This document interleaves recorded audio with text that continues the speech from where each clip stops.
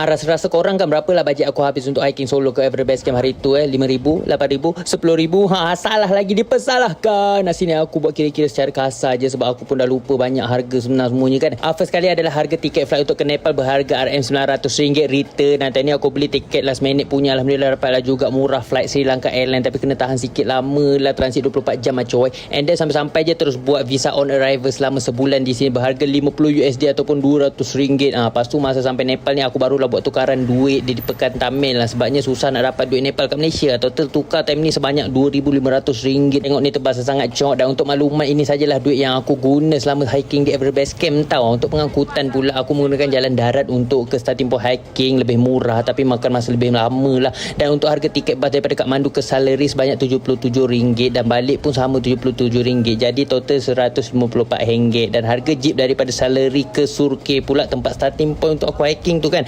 sebanyak RM70 juga, sama je pergi balik pun RM154.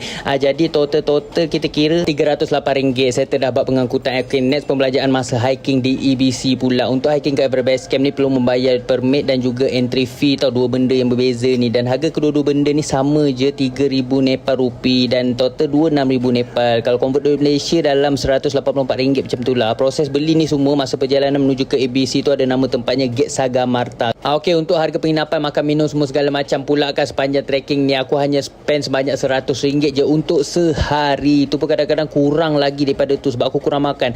Memang murah sesangat sebab harga tidur satu malam di checkpoint EBC ni cuma RM500 Nepal rupi sahaja bersama RM15. Weh, murah sekali, dua kali, tiga kali goblok. Dan average harga sekali makan pula di sana RM500 ke RM1,000 sahaja. Dan sedikit information, harga makan sepanjang trekking EBC ni tak sama, sebabnya lebih tinggi kita naik maka akan lebih tinggi juga harga makannya. Dia sama-sama naik gitu macam weh. Dan total hari pendakian aku ke EBC pula selama 14 hari. Jadi kira semua harga keseluruhan totalnya sebanyak RM1,400. Okey, sekarang ni aku total semua sekali daripada awal sampai sekarang kan berjumlah RM2,992, campur-campur kos-kos yang lain yang aku tak kira macam internet, naik Grab, motor semua kan. Aku congak-congak lebih kurang RM3,200 macam tu. Jadi inilah dia bajet pembelanjaan all in aku sepanjang hiking ke Everest Base Camp. Harganya memang murah sekali, dua kali, tiga kali bagi rakyat marhaen seperti aku ni. Tapi yang masalahnya sulit lah untuk urus sendiri, jadi penat jadinya. Okey, itu saja. Lagi satu, korang mesti tanya-tanya insurans tak ada masuk sekali ke bank dalam total semuanya. Sebenarnya time ni aku tak beli insurans, goblok. Memang goblok aku ni tau sebenarnya. Jadi korang kena wajib beli insurans kalau nak datang ke sini. Amar keras tau. Jangan jadi macam aku nasib baik pulang hidup-hidup. Kau jadi apa-apa pun aku tak tahu, nanti menyusahkan orang pula.